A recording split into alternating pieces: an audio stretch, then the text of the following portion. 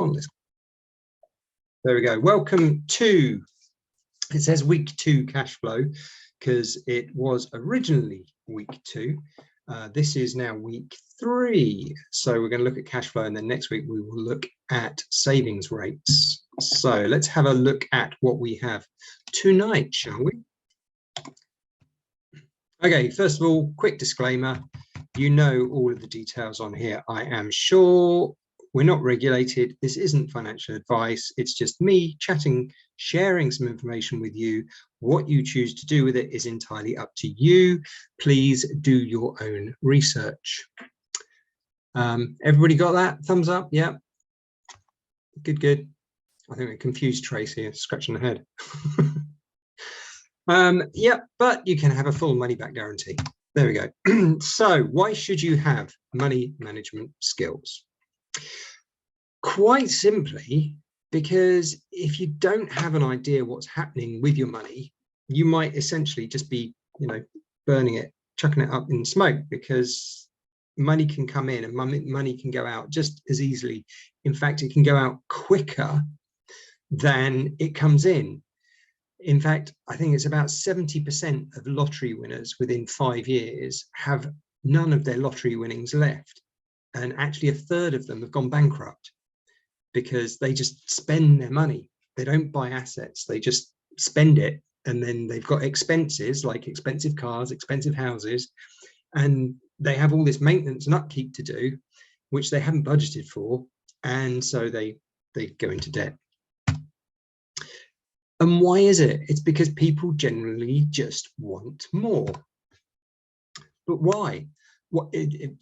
Typically, it's down to societal or peer pressure, just saying, "Oh, you're earning well. You should buy a bigger car. You should get a new phone. You should do this. You should go out. You should go on expensive holidays. You should go on cruises and all these other sorts of things," which is in its own way actually okay, and I'll explain more about why later.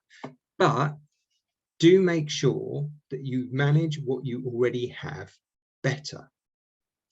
I'm going to talk about how to do that. So, who recognizes this chap here? It is him quite a number of years ago, I would agree, but it is Will Smith. It's Will Smith in his early heydays. Excuse me, I've got a sore throat tonight. When he was collecting all of his Grammy awards, and they were touring America, and they were winning lots and lots of different things, and the money was rolling in. And as the money was rolling in, he was spending it. In fact, he was spending it so quickly that he managed to spend all of his money because he was expecting more to come in the next year, and it didn't. And then when the IRS, which is the US tax man, came along and said, "You owe me $2.8 million, he didn't have anything left to pay it with. And in fact, I believe he did say in one interview that he ended up borrowing $10,000 off a drug dealer because he couldn't borrow any money from anywhere else. He was that broke. Fortunately, he then got a big break, got into Fresh Prince of Bel-Air, and the rest of its history. He's now, I think he's worth somewhere in the region of about $400 million now. So he kind of turned it around, but it was a rather heavy lesson to learn about going into debt. So what's the aim for today? Simply, it's to know how much you are spending each month, okay? So that you then know where to sort of set your benchmark. Because apart from anything else, in order to know what your financial independence figure number is, you need to know what you spend in a month. Because if you know what you spend in a month, you can work out what you spend in a year, and from what you spend in a year, you can multiply that by 25 and work out what you are aiming to have invested so that you've reached FI. And as Carla points out, Boris Becker too. People don't put tax aside. Really very important lesson. If you are self-employed or doing things outside of a standard PAYE salaried job, do put tax aside every year. The other thing we're going to do is what you're spending it on, because if you know what you're spending each month and what you're spending it on, you can make sure that that spend is well spent. Quick reminder then from last week on how to get wealthy. One is to reduce your expenditure. 2 is to increase your income. And 3 is to invest the difference into assets. I'd like to slightly modify that and actually say conscious expenditure, because FI and becoming, good money management, it isn't necessarily about denial. And I think we've said this before. You want to create a lifestyle that you are happy with. You want to create a lifestyle which you are content living, which you enjoy. So that's why you need to spend money to enjoy what you're doing, but you need to spend it consciously. You need to be aware of what you are spending, how you're spending it, and that it aligns with what you want to do. So a quick sum here for you to work out why we're looking at this. So if I bring up my chalkboard, what we have is essentially our income minus our expenses equals our cash flow. Okay, and the reason why that is important is because then when we add time to that leads into what our net worth is, which is what we looked at last time. So if our income minus expenditure is positive, so we've got a positive cash flow, and we've got a positive cash flow over time, our net worth is going to increase. If our income minus expenditure is negative, then over time, we're going to end up with a negative net worth, which is not where we want to be headed. Okay. So do you remember the how to create a gap thing that we looked at last week as well? So essentially where you have your income, which is trucking along, hopefully going up, earn a little bit more, a little side hustle, do those sorts of things. And then we have our expenditure, which ideally will be staying fairly level. If we can take it down, great. Otherwise, it might go up, it might go down, it might go up a little bit. But we try and keep that gap as wide as we can, because then this gap that we've got in here is what we can then go and we can invest and we can buy some assets with. So that's what we want to try and do over time. Create as big a gap as possible to invest. And once we've done that, the whole compounding effect takes place, the investments grow, and lo and behold, at some point in your life, you might be lucky enough to actually have more in investments than you've ever actually earned in your life. And it is possible. It is possible. Alan and Katie have done it. I'm not sure I'm going to get there, but you never know. I just have to live longer. So what you need to do is to track, where does your money go? Do you have a car or other vehicle? What do you spend on it? And it's not just the initial purchase or your car financing. You've also got your petrol or your electric, which hopefully is a lot less than your petrol would be. Your maintenance on it, so your servicing, your MOT, your car tax, your insurance, all of those different elements that go into it. And then, your house. Again, it's not just the mortgage payment or the loan payment you've got on it. It's your council tax, your water, your electric, your gas, if you have gas, costs for maintaining the property, all sorts of things, all those elements that go into owning that piece of, well, I was going to say brick and block, but not necessarily. Whatever accommodation you live in, you have to maintain it, whether it's a house, a caravan, a tent, a boat. There's costs with all of them. Then the next most obvious one is stuff like groceries, which obviously we all have to eat. So there's various different ways that you can look at sort of minimizing that, whether it's through, one great suggestion obviously is to give yourself a menu every week and then shop for a menu and stick to it. Or you can do what other people do, which is pretty much on a daily basis. If you're out and about, just pop into the shops and see what they've got on the reduce counter. That's always a good one. Then you've got apps like Olio, where you can get leftover and sort of food that's being given away from Tesco's or Pret or various other places for free. You can go and just pick it up. Or there is another app which is Too Good To Go, which you can get sort of reduced price food at the end of the day. And again, you can find some really good ones. There's some really bad ones on there, I must admit. I have found some pretty terrible ones. So if you do use the Too Good To Go app, if things have got a rating on there, then I would seriously recommend you don't go for anything with a rating lower than 4.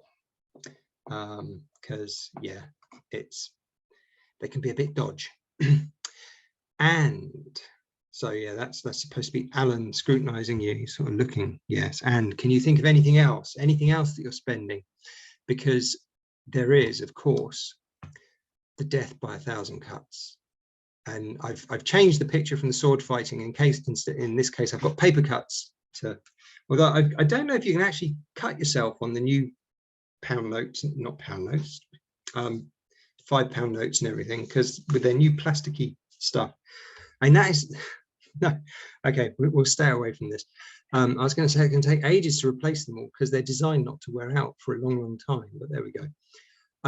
So yes, basically be aware of what's coming out of your bank account. Go and have a look at your direct debits.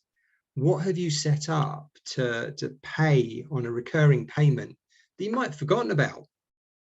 And there's so many things which are so easy to set up and difficult to cancel, such as magazine subscriptions or streaming subscriptions and all those sorts of things, which can be really tricky to cancel. And they count on that. They give you a nice introductory offer and just to bring you in, and then it's like, oh, I've got this money going out of my account and I don't know why, and I can't cancel it. But so yes, get on the case. That's one of the homework things, is to go and review your direct debits, which I do on a regular basis, to see what I can cancel out.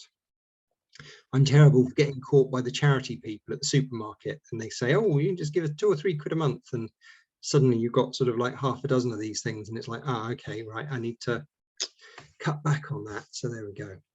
So yes, watch out for your direct debits, and ask yourself, do you really need 4 different streaming services? Are you really able to read 4 different magazines? I mean, if it's essential to what you're doing and it gives you great happiness, then fair enough. I think Alan and Katie were saying they were helping somebody go through their costs, and the guy had 2 gym memberships and he didn't even use one of them because it was somewhere that they'd moved from years before. So yes, keep an idea.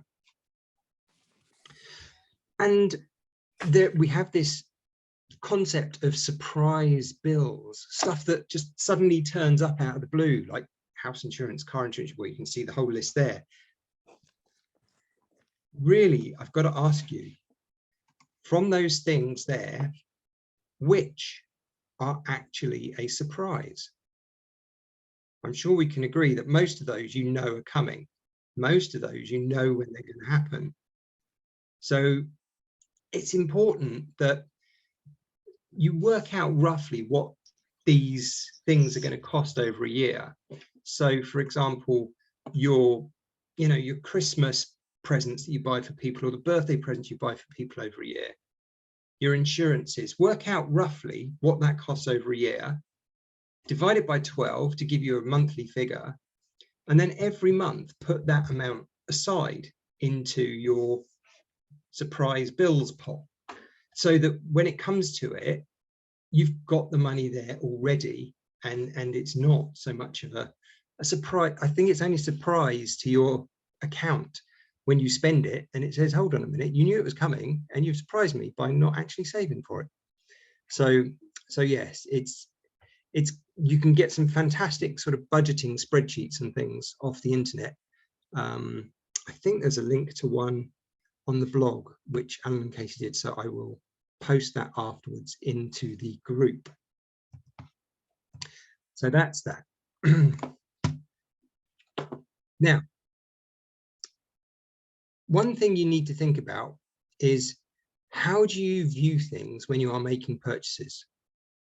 So you can, this I got off Mr. Money Mustache's blog. And basically there are the rather rash people who just go out there and say, they just want it. Don't worry about what it costs. I'll just go and get it. And then there's the others who say, yeah, it's only a little bit more than what I'm currently paying for something, so I can afford it. And then there's those people who go, yeah, it's going to cost me this much. I have that amount saved. So yeah, I can buy it. It's not a problem.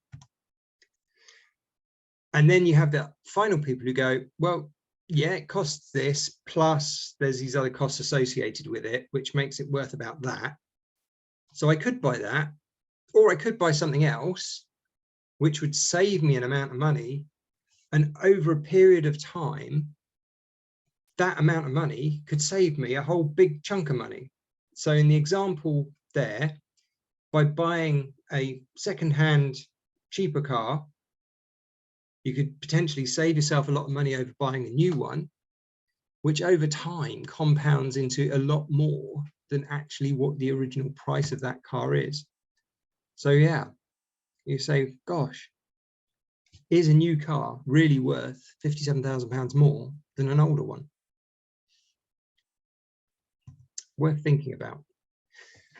Now, you may remember from the course these two magic numbers, which are really worth remembering. The first one is 173, which is if you have a monthly expense, say Netflix, or, well, for example, I have my Pret coffee subscription, for which I pay £25 a month, and that's every month. So over a period of 10 years, if instead of spending that £25 a month, I put it into my Vanguard account and say, let's say it was making 7% a month, 7% a year compounding on average, then that would then be worth £4,325 after 10 years. And that's that £25 a month. Now, in the case of my Pret subscription, I do actually get a lot of good value for it, because I use Pret essentially as my office when I'm sort of working from home. So rather than just sitting at home by myself, I'll head into Pret. So I've got a bit of a buzz in the background, so that I actually get more work done, so I'm more productive. And also I can have 5 drinks a day, coffees, shakes, whatever I fancy. So yes, it's quite a nice one, that. If you were spending money every day, then you'd multiply that by 752. So if I went into Pret on my £25 subscription, which gives me my drinks, it doesn't actually give me anything to eat. So if I then went and spent £4 a day on buying a baguette or a salad or something like that in Pret, that would be an additional £3,000 over the 10 years, which is why I don't do that. I just use my subscription and get my free drinks, and I normally taken a snack with me in my bag, but don't tell them. So those are your two numbers, 173 and 752. There we go. There is, of course, a big warning about that, and that is that it only works if you don't spend it on something else. Okay, so if you're saving that money every week or every month, if you go and spend it, then it's gone anyway. Those two magic numbers only work if you actually put it into your investments. So whenever you're going to do anything, think about what is the real cost of doing that thing going to be. I mean, you go for a day out to, well, Legoland, one of Alan's favorite places, although he doesn't have a lifetime pass to Legoland, whereas I do. So I don't know, I got to ask, who is the bigger Lego fan there? In fact, I had the first lifetime Legoland pass, dare I admit it. In fact, not just the first one, the first 5, I think, because I bought them for my kids and the parents as well, my grandparents. their grandparents as well. So yes, but definitely have got value for money out of them. Actually, for what they cost, we've saved far more than what it cost. And again, when we go to Legoland, we try our hardest not to spend out on all the bit paraphernalia and the bits that you can get there, the food, overpriced and not always that tasty. But yes, so we watch it, but at the same time we have fun. So we give ourselves a budget when we go out to those sorts of places, and we say, right, this is the amount we've got that we can spend it on whatever you want, but when you get to the limit, that's it, no more. So yes, and in fact I did that last weekend before last, when I had Joshua over to stay, and we went to Bristol Zoo before it closed. And I basically said to him, right, you've got a budget of, I think it was £20. It's up to you how you want to spend it. So we went around the zoo, and he wanted to buy something in the gift shop because Bristol, I don't know if you know, but Bristol Zoo has now closed permanently after 186 years, I think it was. So he wanted to get a memento before it closed. So he wanted to make sure he had enough money to do that. So whilst we were walking around, he saw the treetops sort of adventure thing. He worked out how much it was going to cost, worked out it wouldn't leave him with enough money to buy what he wanted. So we didn't do it, which I thought was quite good. Very, very well restrained of him. So yes, but that then brings us to values and spending. And essentially, spending is fine as long as you do it in line with your values. So work out what you do, what do you value, and what gives you value when you buy it. And if it meets those two criteria, then absolutely fine, go ahead and buy it, because it's going to give you great value as long as it doesn't take you into debt. So yes, if you have any credit card debt, obviously pay that off before you start spending more money. So, okay, that slide build didn't quite work. So what are my values? I've got sort of my top 4 values. One is definitely family. Doing stuff with my kids is great. Freedom, the ability to just randomly get out and go somewhere. So I absolutely love my narrowboat, just being able to go and hop on it and move pretty much wherever I want within the constraints of the canal system. And yeah, whenever I want, really, because I can move every day if I wanted to. I probably am going to sell it this year or next, but when I do, I'm going to buy myself a camper van, because I want to be able to sort of just go away at weekends and do things, especially with the kids as they get a bit old, as Josh and Matt as they get older. Doing stuff with friends, say with Alan and Katie. I did see them last year once when they were back in the UK. We managed to fit in a breakfast, which was very nice. And hopefully you'll be catching up with them again later this year. I definitely am saving in my pot for 2023 to go out and join them in South America at some point, because I'm sure they'll be headed back out there again. And then having fun, of course. Life is about creating memories and doing fun stuff, even if you look a bit weird doing it. I'm sure you all remember this quote, and if you don't, it's well worth reading. So there you go. I'll give you a minute to read it and take it in.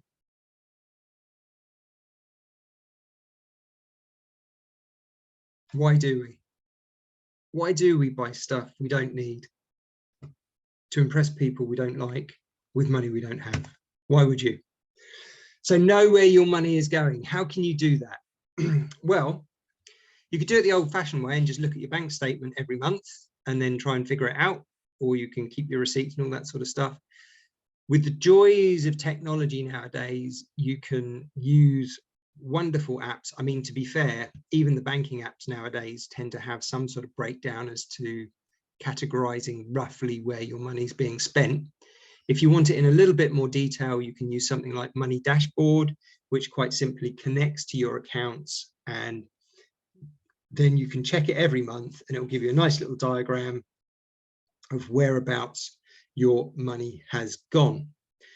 And in order to know where your money has gone, it's important to use CATs, or rather categories. So it's important not to get too detailed in your categories, otherwise it will stop you from tracking what you're spending, because it will just become such a pain. So just have a very high level overview of where stuff is going. So is it accommodation? Is it on housing?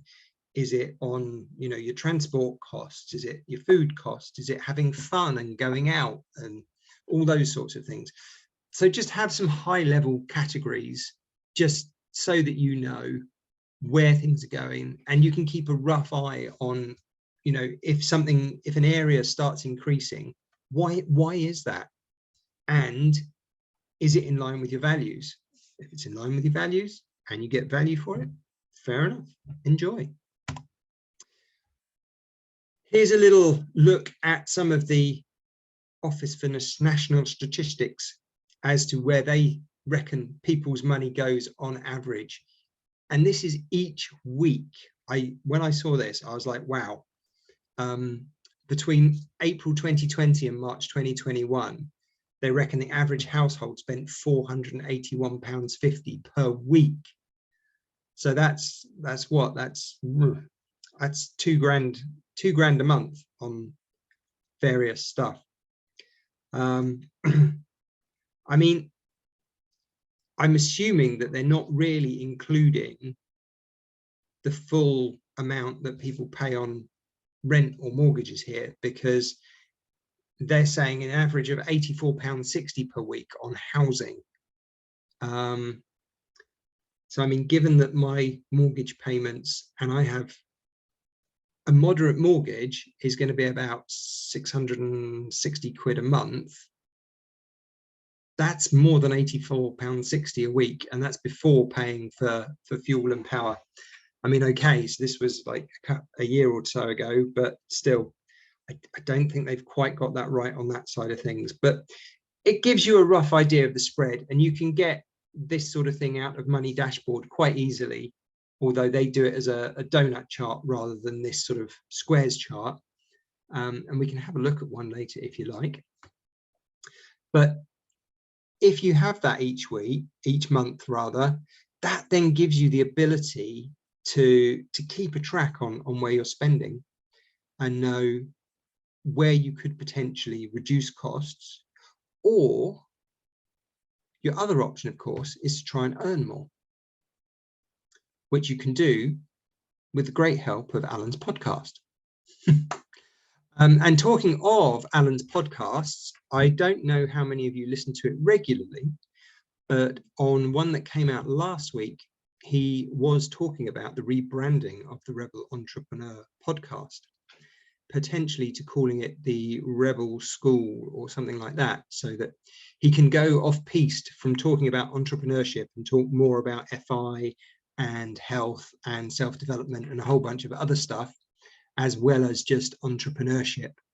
But he did also mention that they will be putting together another course for all you jolly campers out there, which will be around how to design your exceptional life.